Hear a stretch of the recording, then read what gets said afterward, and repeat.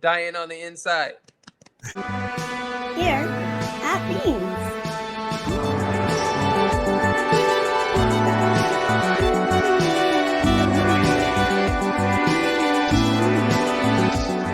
Hey, thanks for joining me here at Beans. My name is Josh Larson, and this is Dying on the Inside. As we put an end to 2020, we begin our journey through 2021. We find ourselves dealing with some of the same problems that we've dealt with before, right? The pandemic's still going strong.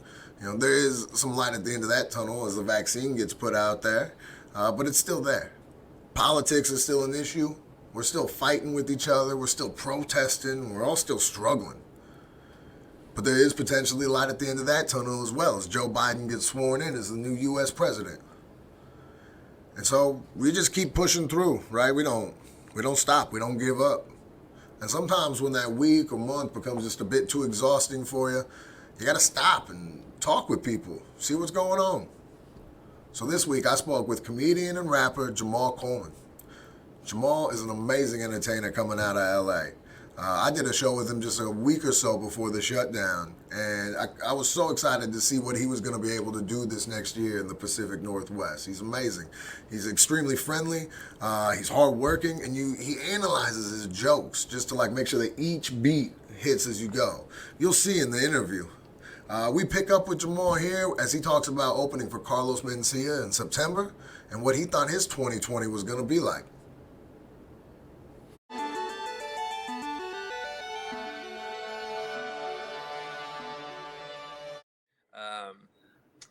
Everybody was super safe for you to cross this mask on unless you're eating, type stuff. But in January, this is pre all this, I was setting up a show, moving in a position to set up a show at the Northwest Cannabis Club, which since has been closed due to COVID. But it was a cannabis club where people could go and smoke and take dabs and dab bar and all that cool stuff. They hired me to do shows there. They had an entertainment budget and everything, and I had just got sponsors from a bunch of cannabis companies, TJ's on Powell, various other companies, and we were setting it up to have a weed comedy show. One of my branded shows I call Chuckle and Flow. I was flying people out, had hotels booked. Acts with credits and whatnot. So this was like a March 27th show, I want to say. So I was just beginning to get all those, shooting commercials and all that stuff. So I was touring Washington, making, extra money a month. I was taking over the Pacific Northwest. That's what I was doing in January. Yeah. I'm not gonna lie. I think I felt like I felt that coming from you because February we did a show together right. Before all of this happened. Yeah, man. I was excited to see what else was going to be able to come from just getting a couple of shows and then all this happened. And then somebody coughed. Matter of fact, I did a show. So ground zero to COVID. Coronavirus, it was in Washington. Yeah. At an old folks home in Washington. I was the last show I did before COVID was in Port Townsend in a castle called Manresa Castle. It's across the water, like a body of water from that place. 2 people were in the audience. This is when the news started coming out about coronavirus a little bit.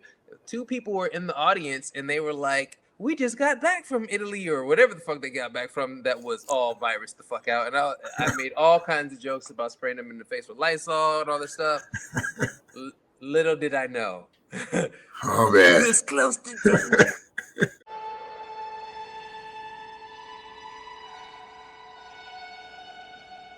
I'm somebody who I don't know. The flu wasn't a big deal. You get it, you go on, When you heard about this, how serious did you really take it?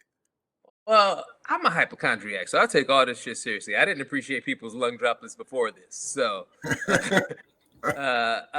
actually, in December, I never get sick. I eat real clean. I drink lots of water and only water mostly.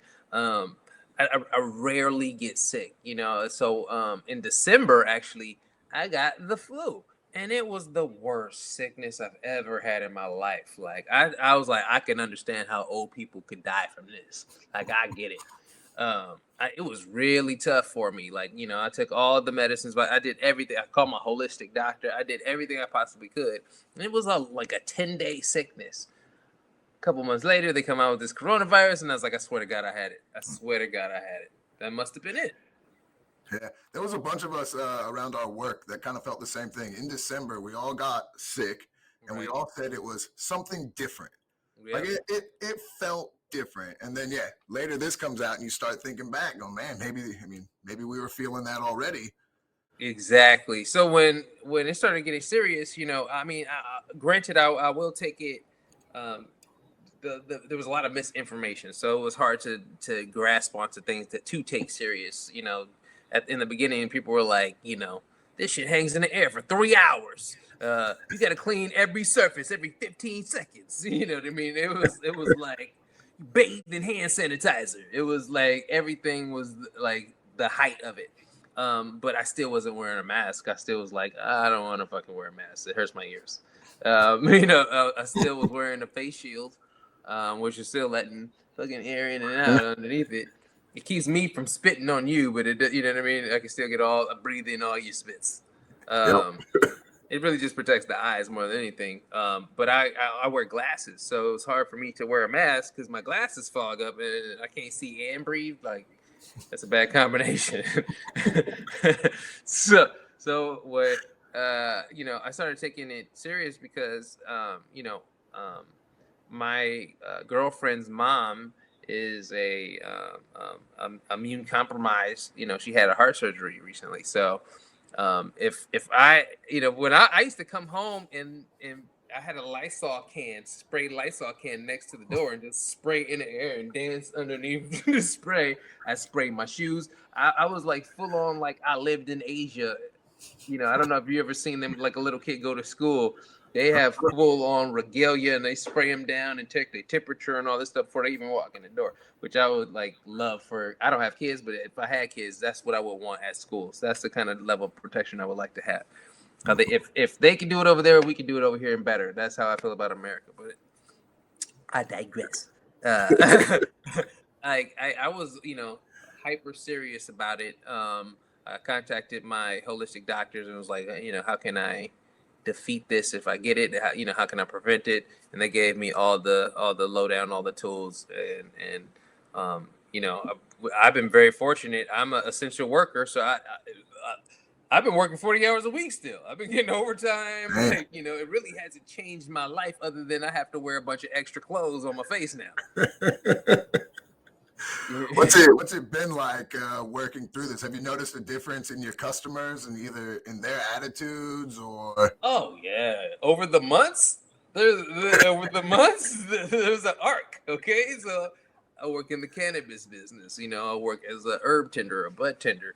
I was nominated Bud Tender of the Year. Vote for me on budtenderawards.com. So in the beginning, people were like, it's a vacation. I'm off for 3 weeks. I'm off for a month. I'm going to buy an ounce of weed every day. Woohoo! Then people start going, okay, well, I'm a little broke and I don't have a job anymore. And more jobs are I can't get hired nowhere. I need to pinch this money. I can't tip no more. I just need can I get high off of that? All right, I just get this. Is it $3 an eighth? I need that. It's a bag of stems and seeds. Perfect. It was bad. And then the stimulus check came. Then everybody was like, you want weed? I got weed. You want weed?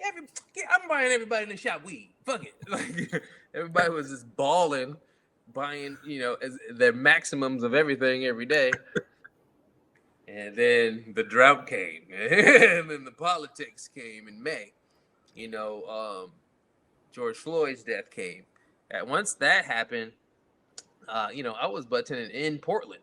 So, people would come in of different perspectives politically, but would respect the weed still. So that I found that very interesting. Some people would be like, can't wait to get this fucking the mayor and the out of office and I love Trump and Can I get a gram of indica, please? And then right behind him, he's like, last night I was protesting, like, fuck the pigs, and I was out there, and I was spray painting and throwing fire, and they were shooting pellets at me, and can I get a gram of sativa? I got a long night of protesting. And they were right in the same store, not even tripping. So the common divider, I found that weed as a equalizer was kind of cool. But I have moved on from the Portland scene and moved out to sell weed in Washington. I started that in like October, so that was like toward the end of where everybody stopped giving a fuck about COVID, and everybody just watching, what the fuck is crazy ass president gonna do now? That's what it's like. He ain't won. He's losing. He's still losing. What are we gonna do? That's when everybody started coming out of the woodworks. Was like, I support Black Lives. I've always Apple support Black Lives. Like, we're getting banners on Amazon.com now. It's like, so during that time period, a lot of tips. A lot of people was tipping, like big tips. Like people like, sorry for oppression. Here's $20. It's like, oh, thank you. Pay me a working wage here, but I'll take $20 tip because I'm Black. Sure, you just bought one pre-roll, but I'll take a $20 tip. Sure. So that's pretty much how that's been going. Up and it's still going that way. still going that way because I think people. It's been very stressful times, and the company I work for now is the Herbery out in Washington. They have 4 stores, and they're just like very inclusive, and they're very supportive of all kinds of, groups. And I think because of that, they get a lot of support from the community, and we also support the community. They raise a lot of food and, money and donations. And so like, even when people are like, oh, I'm $1 short, your herb tender was like, oh, don't worry about it. I'll cover that for you. Like out of their own tips. You know what I mean? It's that kind of cool kind of setting. So like it's like a lot of love. The owners come around, they're like, hey, interested in talking to you. It's very cool. Shout out to the Herbery. So they because of that kind of camaraderie, you can kind of feel that energy in the community of just kind of like, we want to get past this and just get back to loving Americans again. You can feel that. But every once in a while, you'll catch somebody who's like, I ain't wearing no mask and going to your store. Come out here and get me weed in my big ass truck. And that's fine too. You know what I mean? You got to get high too, man, and smoke some more. Maybe you'll calm your ass down, That's what I found. Like, I feel like I've been drifting more towards those community type places now during this, because you're realizing like, all these people are struggling, restaurants who aren't able to do what they can do. So you go out and you remember those mom and pop shops or those people that treated you right and how much more that matters. Not to say it didn't matter before, but the fact that I could get Amazon 2-day shipping for free is fantastic. I now will at least hesitate and think for a minute, where can I get that here? Is there a shop in Portland, somewhere downtown or whatever that you can pick that up at? Right. Because we have to be a community to get through all this stuff. We've shown that if we're not going to get through it. I mean, unfortunately, we just had a lot of bad leadership with the whole situation, but so it's like, shit rolls downhill. But the transition of leadership, we'll see what happens there in this country, because other countries are like done already. They're like, hey, we ain't had COVID in months. Y'all still got COVID? It's like, damn, we out here playing tennis and kissing people and shit. It's like, wow, man. So, hopefully change in leadership will help. But as a community effort, just the basic stuff is, what I've loved, it's been horrific in this country, half a million people died or 250,000 people died or whatever. But the good thing about it is people are giving people 6 feet of space. People are being more respectful of, the direction they're going. You're not just walking and typing on your phone anymore. You're like, hey, okay, where's going? People are more aware, and I'm appreciating the level of awareness. Well, even basic things like those, but even more awareness, like the whole because when the quarantine happened, all the distractions in the world stopped too. There's no more sports. There's no more nothing. So people started just sitting and going, well, you know, I cleaned out that drawer that had a bunch of stuff in it. I don't know what else. I learned how to make bread from the internet. Now what? And they start watching TV and seeing things, and they go, yeah, there's a lot of injustice. I'm gonna go outside and protest now, and I'm gonna support that. And so it kind of brought unity in a weird way, you know. But it also brought a lot of division in a weird way too, because now you got people who's like, I ain't wearing no mask. I don't care about your grandmama. It's just the flu. The president said.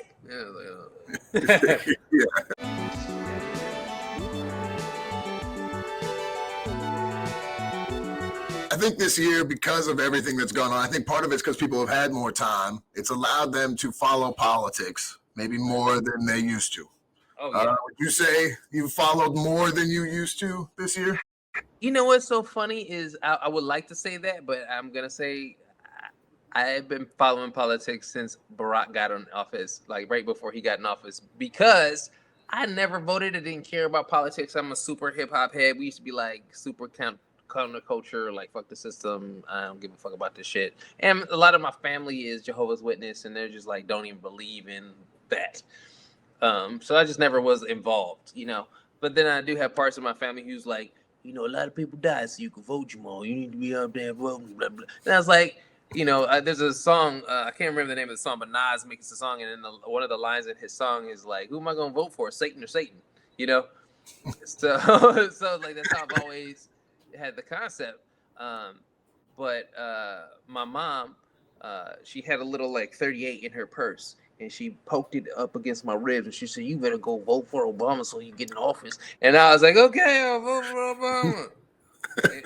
So I had to look up, you know, his politics and who he was, and, you know, and kind of look into this. Is the first time I'm from South Central Los Angeles. This is the first time ever you seen thugs in the hood talking about, but I don't know, what about the foreign domestic, you know, like he just dropping all these political science words and shit. All of a sudden I was like, dude, just go back to selling crack. You need to stop.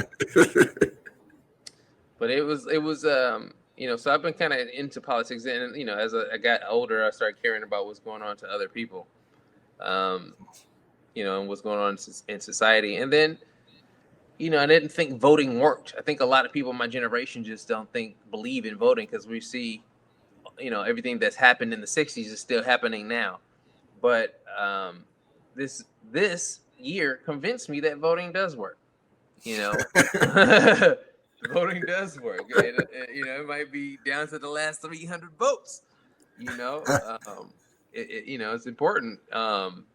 So in America, it's not like some other countries where it's like a 1-to-1 vote. Like, you know, we actually counting the actual ballots. It's like our votes are like the influence. Like these other guys got a choice, but we were like, I'm gonna take the people who live in this state's advice, and I'm gonna vote for the guy that they kind of want. But at any point in time, they can be like, nah, fuck everybody. We want this dude. So that's not really democracy to me. You know what I mean? But that's why I'm trying to get my Canada visa. Shout out Canada. I'm trying to kind of live next to Drake. Smart.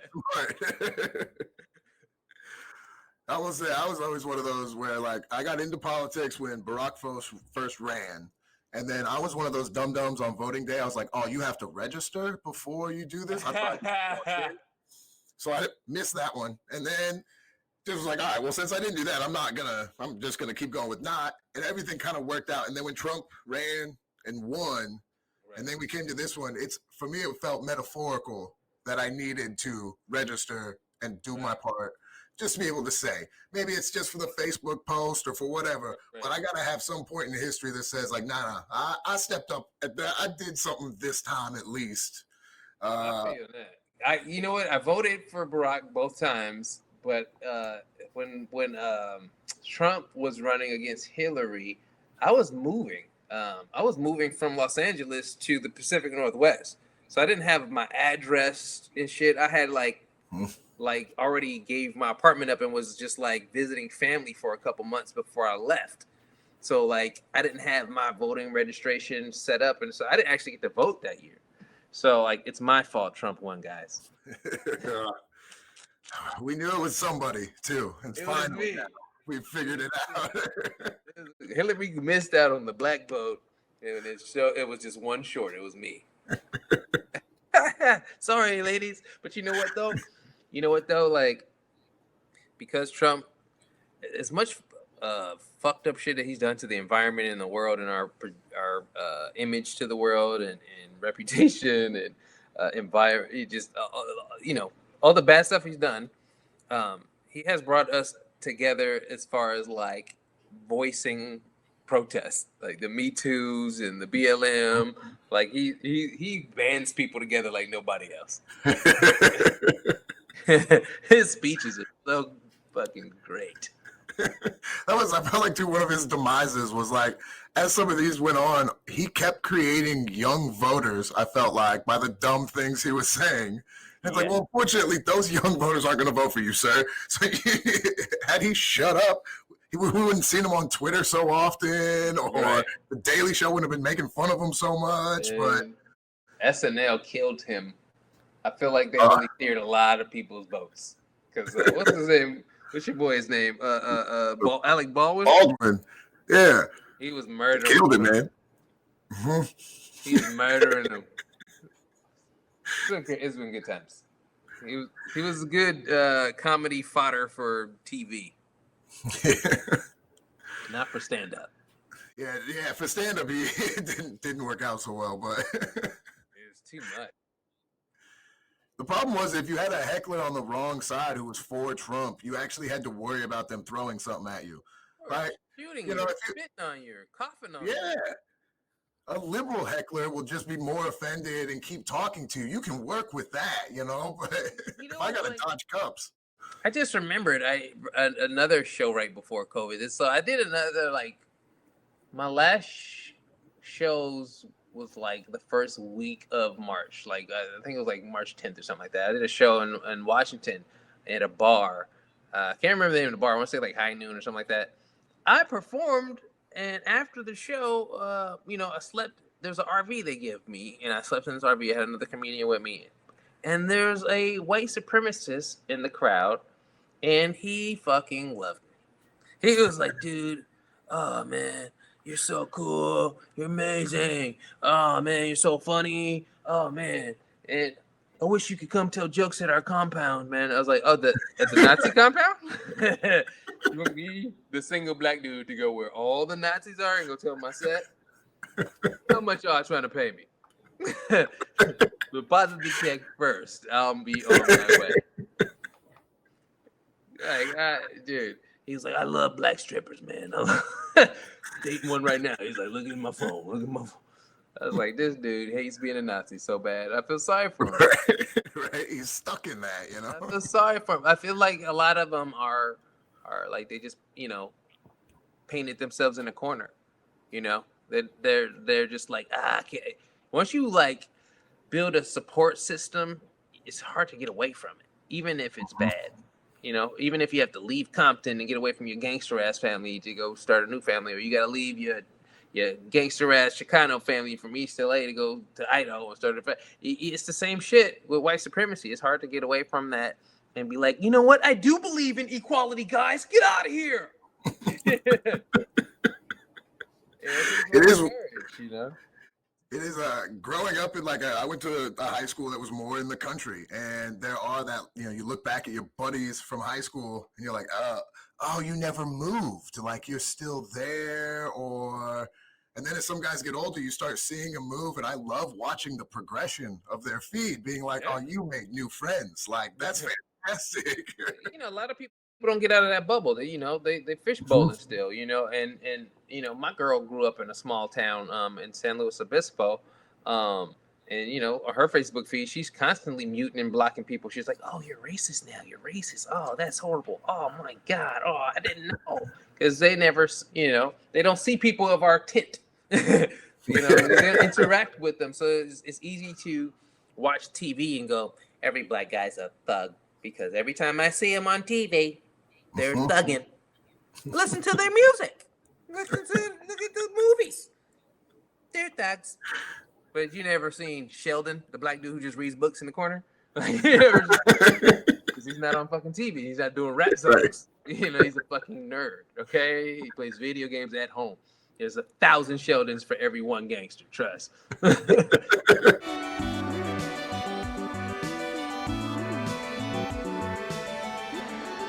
I think this year we've seen the people who have been able to kind of thrive through this have made pivots. Yep. Right, pivot in what they're doing. We see movie industries switching to streaming, comedians switching to the big tours and the drive-in theater type stuff. What do you think your biggest pivot has been during this? Man, I mean, I'm kind of working on some behind the scenes things that I can't disclose. But what I would like to say is, I try to see the positive, right? So, right now I'm webcamming off of my laptop, but I have a whole setup on this side that you can't even see. I'm not even going to point at. So my pivot is leaning into myself, or leaning into the belief of myself, leaning into my knowledge, doing the spiritual journey that takes the spiritual work that it takes to have the fortitude to survive this type of environment. That's where I've been pivoting is inward. So the deeper that I dive and find out more about myself, the more that I realize, I need to be spending more time focused on the things that I know are going to be fruitful, because I'm going to put the energy in it that I know will be fruitful, instead of just kind of doing whatever.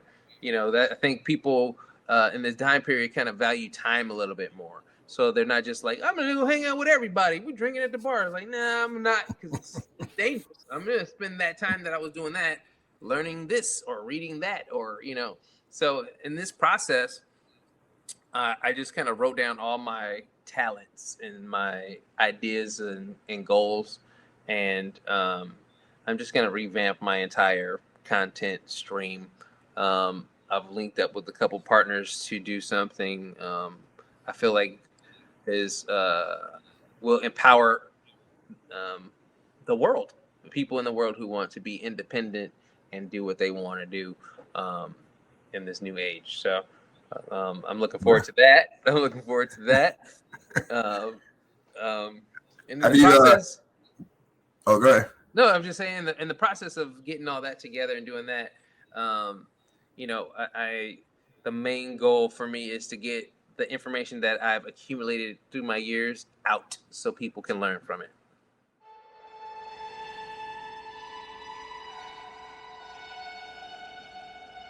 Through doing some of this, because I know you've been working on stuff, setting things up. Have you used your stuff? Have you tried out any of the Zoom shows? Yes. I got booked for a Zoom show, and so here's my thing. I started off at comedy clubs. I never, I started off with 300, 400 people in a room. Like, let's go, be funny. So it wasn't my style to just sit at a computer like this and tell jokes to people. So I was like, I need a setup. And I did a nice setup. I got my ring light and stand and my iPad out, and I got my mic stand and my mic, and I hooked up all my shit. And I did my stand-up set like a stand-up, you know what I mean? Because of that Zoom show, it just made me lean into that. So I went and bought more shit. So now I got a brick background, so I got the stool now. I went all in so I could just like full on stream from the house, because like I'm just like leaning into doing comedy from home. After I did that Zoom show, it changed my life. It wasn't dope, and it wasn't a lot of people in the audience, which is something that wasn't in my control, but I can control that if I was doing that. And so that's what, I'm going to take over that aspect so that I can maximize my income. But that's the bad thing about the Zoom shows is promoters don't promote. They just put up a Zoom show and they be like, donate to this comedian. And now we're all just sitting in a fucking open mic Zoom. That's what the fuck that is. It's not at capacity of 500 people in a Zoom. and that's the efforts that are more my goals or whatnot plus, so but it did change my life because it made me go like, I was like, all right, it's the same kind of energy before the show. I was like, okay, my set, fucking, I'm walking around, except I'm at home. You know what I mean? I'm not waiting for my beer to come from the waitress. I'm waiting for somebody to get me some water. I went downstairs and got some water. I was like, I'm not eating food I would never eat because I'm in the place that give it to me for free. I'm not eating chicken wings and fries. I'm like, oh, I can get, some gluten-free pretzels real quick. And, if I get nervous and I get the bubble guts, I can shit in my own toilet. It was a lot of pluses, man. It was a lot of pluses. It was a lot of pluses. The way I had my setup, I used 2 computers. I have like a flat screen TV. So I was able to hook up the TV and see everybody in the Zoom still. So like when I perform at home, I see everybody in the audience. I got my TV facing me. I got my speakers set up, so I can hear all the laughs. I got my mic, so I sound like God to them. Yeah, I got my background. I got my chair. I'm ready to go. Now I'm just like setting the schedule so I can start performing regularly and booking people. So I can start booking people who have similar setups, or I'm working with some people to try to help people get set up. Yeah. And it's a lot of work when you start, and it is one of those where you get like a piece and you're really excited about this piece, but that piece shows you what the next piece is. So now you're over being excited. Now you're excited about the next one. I'm totally waiting for my Elgato Stream Deck right now as we speak, because that's the piece that I need next. So I have to have a push button thing to do all these things. Yeah, but I'm very excited to I'll be on Audibly Legible radio. Hopefully in March, if I can get all my gear here. Shipping is all messed up because of COVID, but I'm gonna be doing my. I've been procured to do my rap podcast, my rap class info podcast on their network, which is dope. He just signed Ari Spears, comedian Ari Spears. Like, I would love to be on his network. He's a longtime friend, and I kind of helped give him a couple tools and some advice and some guidelines. So I've been doing radio and podcasting for a decade or whatever, and he used a lot of that advice, and he's like, "I'd love to have you on." And I was like, "Dude, I'm so busy doing everything. Unless you can offer me some money, I'll drop everything if you got the check." And so I'll be on the radio. So hopefully in March to get on the gear. The podcast I'm very excited about because I teach rap. I've been teaching people to rap for the last 8 years or so. And I taught, in a Musicians Institute in Hollywood, and I just they had me write all the curriculum. They wanted me to write a book, and I'm turning that into online classes. And so, along with my online classes, I'm going to have the podcast along with it. And I just the podcast is just basically going to be the story of how I learned how to rap, and I'm going to interview everybody I can possibly remember that kind of. Like, I remember the first time I wrote a verse, it was with this dude. I'm this fucking interview. Like, why did you have me write this way? And why the structure, and, who, the guy that helped me use my voice and breathing techniques and all this other stuff. And it's very quantum physics, scientific aspect of rapping. Not just like, I like the song, the beat's hot, the punchlines. It's really more like, getting down into the musical aspect of rap, was like all the rhythms and the cadences and the patterns of actual musical notation patterns and tonalities and how to express and whatnot, and what muscle structures to help you do that. It's going to be a full breakdown.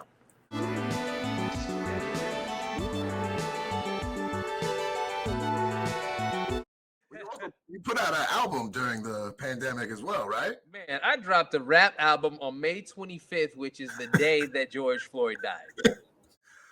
Oh, wow. Yeah. And it was like a party album, too. So I was like, I sold 0 units. I wrote that album. I was like, get it off the internet. Is it too late to pull it off? Shit. It was, oh, man. It was, Yeah, the music, the album's called Boombox Music Volume 1. Got some great songs on there. Go check it out. Lots of bars. The whole thing to this album, the whole like magic of this album is it's all produced by one producer. His name is Boombox Massacre. He's an amazing producer. Check him out on Instagram. Get some beats from him.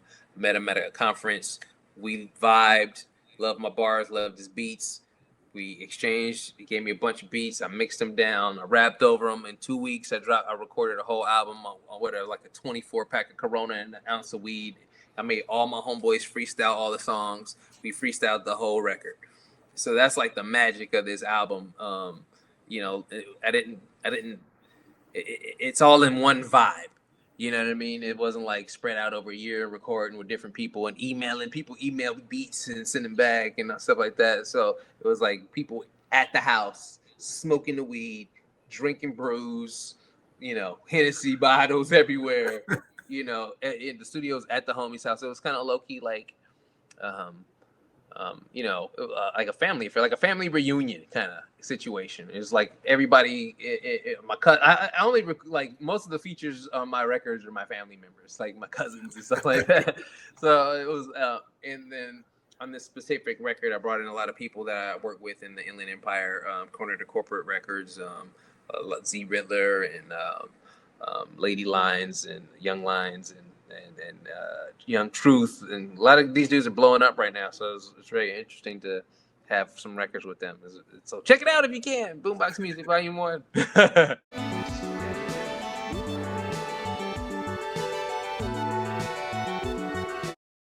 So through all of this, there's one thing that has to stand out as probably the hardest thing to handle through this past year.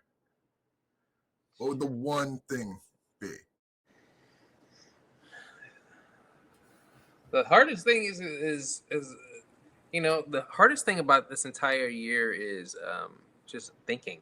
It's just been very stressful to think because you start overthinking very easily. It's wearing physically, the stress is beyond just the brain. It's like in my back and in my shoulders and in my neck and my knees and my toes. It's just been a very stressful year. I'm fortunate to be an essential worker, but being out in public right now every day is like terrifying. On top of that, I'm old. I'm 41 years old. Just being out doing a lot of physical labor isn't the best for me anymore. That's why I had to switch jobs. My other job, I was doing like 50 flights of stairs every day. I was like, I ain't LeBron, man. I'm not working out. I don't need to win the championship. Got my ass down. So then I have to say the stress on my body and on my mind, because my mind I can deal with. I smoke mad weed. I meditate. I have a awesome girlfriend who's very spiritual as well and keeps the vibes real nice at home. So even if I go out on a stressful day, I can come home and feel oasis. But the body, man, my knees and back hurt. Like, we had wildfires in September. That's when I did the Zoom show. I did it I remember now. It was like a couple days during the fire. It was like I remember because I'm still having a hard time breathing. Like, my lungs I have asthma now. I legit have to use an inhaler. Like, I wear glasses. I play video games. I use an inhaler. I am the kid I made fun of in 3rd grade. Yeah, you forget about those. Forgot about those wildfires too sometimes when you like think back, and then you're like, man, there was something else that just it's like, oh yeah, was on fire. Was on fire, right? Because it was the whole West Coast, like from Idaho all the way to California. It's like Southern California all the way to Oregon or Washington rather.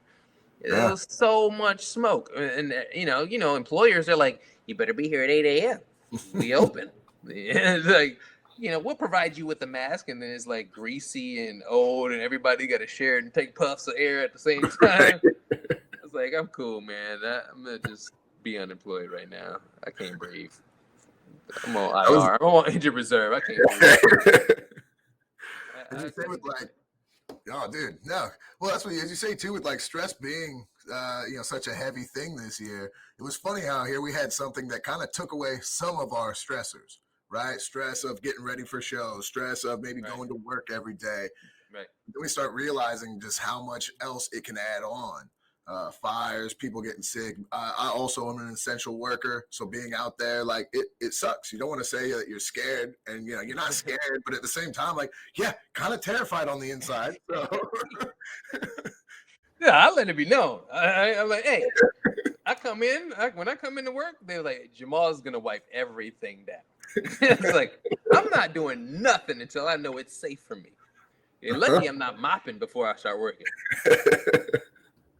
I'm serious, man. I'm trying to make sure, like, I had to. If you're not living, if employers want you to work at the maximum comfortability level that for them, so it's cool if if the government says you have to do this, fine, then you have to do it. But until they say that, you better be your ass at work. So we have rights too. So I'm very vocal about my rights, and if I'm like it's not safe for me, I'm not going. Sometimes you have to do that too. That's how companies are going to learn. It's been so many people just kind of, and I'll be honest, I'm the other way. All right, well, guess I'm just going to do this then because they said I had to. And then, if enough people were to step up and be like, hey, no, I can't, we don't have to do this, they'd have to adjust. But no, sadly, there's some of us who don't. Welcome to America. Right.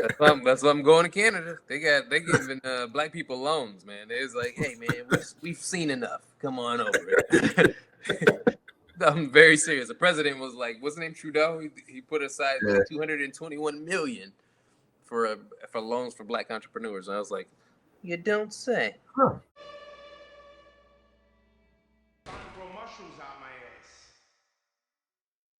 So then, what would be your? At least this happened, right? Let's go the opposite side. The good thing that came out of this year. Oh man, I really got to talk with my friends more. I got to connect with my lady a lot deeper. We're definitely closer than we were. We rely on each other a lot more family-esque than just dating. It gave me a lot of time to reflect on my entire life and the things that were stressing me out, or even like family members that are stressing me out. I can't even trip on them because I'm just happy they're alive. A lot of releasing, a lot of letting go. A lot of letting go. I had we do moon ceremonies over here, right? My lady likes to do those, and sometimes I join, and we write like letters of release. So I write this letter of release, and I burn this letter, take a spiritual bath, burn candles, all the elements, right? The next day, I take the weirdest shit I've ever seen in my life. It looked like a spoon or some shit. I don't know, right? It was crazy. But I released something like I felt different. You know what I mean? Sure. Like some kind of because you have neurons in your guts too. You're holding on to thoughts inside of your intestines. So when you let something go, like on a deep spiritual level, you're also gonna take a dope shit too. But I like let go of trauma. I've been letting go a lot of a trauma this year. I've been experimenting with psychedelics to help me get rid of, not get rid of it because I don't know if it's something I can get rid of, but I'm a PTSD survivor. So, this stressful environment is like times 1,000 to me. Like noises set me off. I can't, a fan going off in the background is driving me crazy, So like I moved out here for the peace to get away from guns and sirens and people arguing in the streets. But now I'm working down the street with fucking protesters, and now there's more gunshots and people.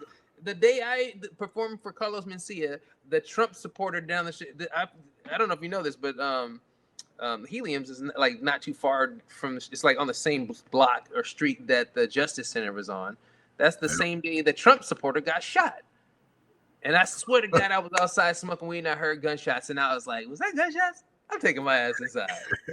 And then on the news, the Trump dude got shot. So like, I'm trying to get away from gunshots. I'm trying to get away from sirens and ambulances and all that shit. That shit drives me fucking nuts now. It used to be how I went to sleep every night. Now it like keeps me up, So, I hate fireworks and shit like that. That shit drives me fucking crazy.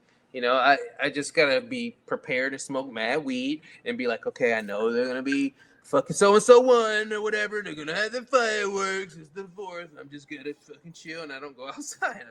I'm like a fucking dog. Like I'm tripping when fireworks go off. Like so, because of all of that, I started microdosing mushrooms and I did a microdose of LSD. Then I pulled up full dose of LSD, and that should really tripped me out and got me in a spiritual alignment and let me release a lot of things too. It's not something I think I would do again or even microdose, but I needed that neuropathic readjustment so that I can stop being irked about things that don't matter. Yeah. Sometimes, you do one of those too, and you like, you don't have to stretch it out for like a lifetime thing, but you do it, you get a recenter. You kind of allow your mind to open up clear and then move forward. Exactly. That's great. Because, how I was explain trauma is like my trauma, people carry your trauma with you. People say you got baggage, right? You got baggage, you carry your baggage. Like, I don't got baggage. I got full-on statues. And they're like just 2 inches apart in the living room. So everywhere is like just to get out the house. It's like, I don't want to fucking mess the statue up. That's how my life is. So... doing mushrooms is like just watching one of these fucking statues turn into ashes. I can just fucking walk. It's very relieving to get rid of all this anxiety and stress, which is why I did fucking comedy. It was getting rid of my anxiety and my stress. It was so relieving. But shit. You get addicted to laughs. You're hearing people laugh 6 times a night or 6 times a week or whatever. To 0 in 6 months. Now you're doing LSD. Can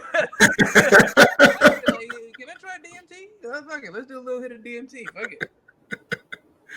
Can't tell jokes. Might as well. Yeah, might as well. This is the only way I can see God now. I can't touch him with jokes anymore. So if I'm either gonna be a full-on DMT head or I'm gonna have to start streaming my own fucking shows every week. Right. So that's why I invested in my gear. I feel like that's a smart choice, down the road. That's the DMT is not an everyday drug, man. You can't. That's like I did it, changed my life. That's. Went to I saw the Clockwork Elves. I changed my life. I'm back. It's not like you guys want to do DMT every Tuesday. It's not that. It's not that drug, man. So yeah, that's at least those things. I've got in touch with myself. I'm standing up for myself. I'm respecting myself. I'm loving myself. I'm setting up for myself. I'm believing in myself, and I'm investing in myself. And it's coming back 1,000 times.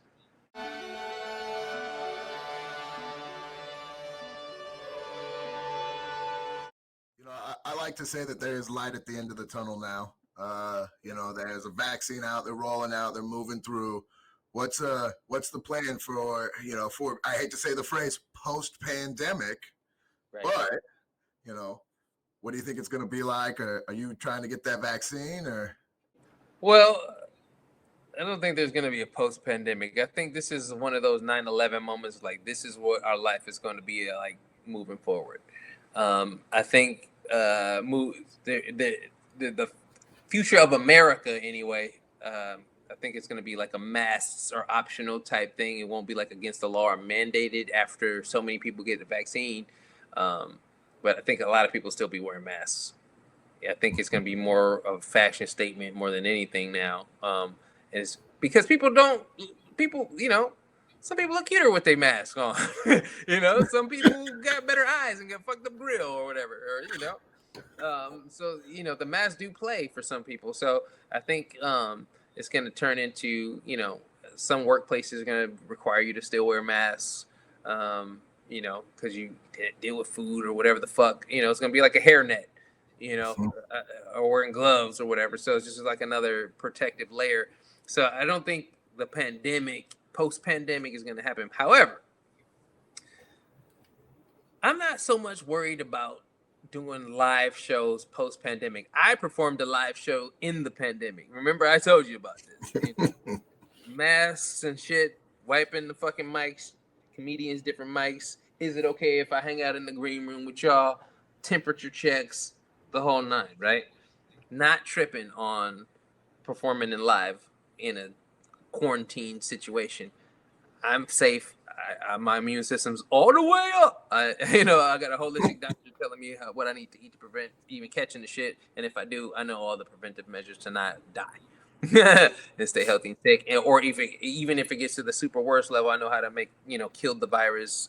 It may damage my body, but I can kill the virus a certain way by diluting hydrogen peroxide and drinking it. But you don't want to go that route. That's the last measure. Right. But what I think is going to happen as far as stand-up comedy is concerned is because of limited seating, you're going to have to be a big ticket, big headliner in order to get inside the clubs now. You're not going to be able to. A lot of these people who are B-list, C-list, D-list headliners aren't going to be able to pull it. You're going to have to be able to, bring it and only bring it for maybe 90 minutes by yourself because you might not even be able to have another comedian in the room with you. So, with that being said, touring is going to slow down a lot, except for the Midwest states. I think they're going to be like, fuck it. Come on down. We don't care. If you don't care, I don't care. And you'll fuck around and get sick and pass out, because they have no fucking measurements of safety. So, I still think I would tour in big cities as long as I'm featuring for a major act. But I'm really about monetizing the streaming from the house shit. And I'm not so much worried about the sickness. I'm more worried about fucking racists now, man. That has terrified me now. This shit is so fucking overboard now. People, it's America. Feel free to hate who the fuck you want to hate. Do all the hating. You can tell your kids to continue you can share the hate 2 generations. I don't care. That's your life. You fucking up your life. You know what I mean? But you got to realize, like, the world is bigger than who you are. Like, people are mad at the NASCAR dude Bubba for being black and being a NASCAR driver. Like, do you understand NASCAR is like, we made all the money off of all the white people. We need to get a new market. We need some black people money. And black people are the number one consumers. We need their money. Everybody's trying to open their markets to bigger and better. Racism fucks up the money. You know what I'm saying? If I got to go to one of these small places, I performed in Snohomish in Washington and all this stuff where they had the militia out there talking about, we're trying to protect our Ross from the Black Lives Matter protesters, rioters. Like, nobody's even out there. You guys are out there just being racist. Like, I said something like, well, I guess I won't be performing in Snohomish on Twitter, and somebody was like, good nigger, or some shit like that. They were like, we're better off, and I was like, dude, that's the type of shit that makes me be like, man, I'm sticking to the clubs and at the house. I'm not doing no more bar shows. Who knows what the future may bring? But if I can steer this ship how I want to steer it and do what I want to do, I'll do a mix of online and live, but I'll be able to choose my venues and choose, like, I'd rather just rent a theater out and invite book my own show than and make money if I'm gonna do it live. If otherwise, featuring for somebody who's huge and wants me to be a part of that. But even still, man, I don't know. Touring is gonna be a lot different, bro. Man, this it's shown us though that we can do a lot of this on our own. Yes. You can create your own. You can produce your own. You don't gotta be at someone's beck and call. Yep. And so it is one of those where, like, I kind of agree with you in some of that. The bar shows are gonna change because we get to change how we do them a little bit. A lot of people have learned, or learn that you can do from home. You can produce other stuff. Yeah. You don't need them anymore. Yeah, a lot of people, this is a great filtering for comedians too. Every couple years there's like a filtering of comedians, people who comedy is such a broad interest. You can do be a comedic actor. You can just write comedy. You could be a comedic blog writer. You could be a comedic comic strip drawer. There's so many forms of comedy.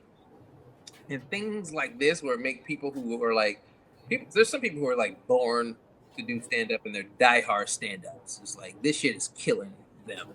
And then there's other people who's like, well, I can't do that. Well, I'll just do my funny over here.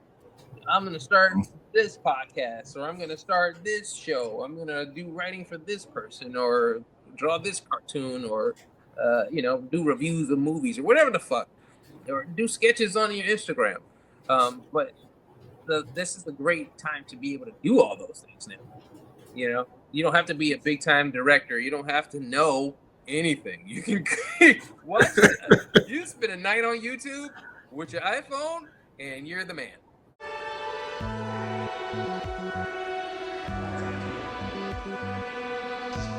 All right, man. Well, where can people find you? Where do you want to send them? Woo. Everybody go to my Instagram. Go to Jamal Coleman Comedy. That's where I do most of my interneting. But if you're a Twitcher person, I'm also on there as Chuckle in Flow, the letter N, Chuckle, like in, like Negro, and Flow, like rapping. Chuckle in Flow, that's what I do. If that is not your bag, you can check out my blog.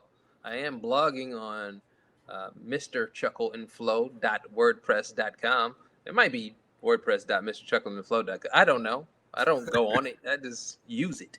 But go on there. I'm always dropping blogs and keeping people updated of my comedy. There's clips on there, there's pictures, there's audio. All my music's on there. And so, if you guys I do comedy and music. I teach rapping as well. If you're interested in that, hit my rap class info Instagram. As far as the albums and the music, you just hit the Instagram, man. I'll be there. Hit me up, man. I'm on SoundCloud. Google Jamal Coleman Comedy. Google Prophet Pan. That's my rap name. It's Prophet Pan. Prophet Pan. Look me up on Apple Music. I got a couple albums out, dropping regular singles and music regularly. I got a bunch of SoundCloud instrumentals. Singles and freestyles. Rap pretty much every day. So check it out. Man. Well, again, man, I really appreciate you talking with me.